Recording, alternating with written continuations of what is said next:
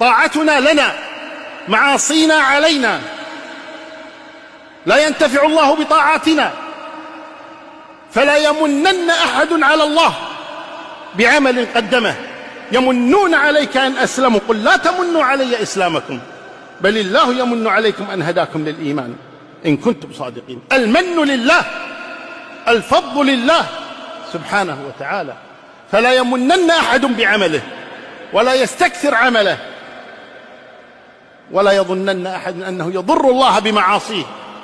الله أكبر وأعظم سبحانه وتعالى، فإن من أسمائه العزيز، والعزيز هو الذي لا يناله ضر من أحد سبحانه وتعالى لعزته. وهو الكبير وهو الجبار وهو العظيم وهو الصمد وهو القيوم.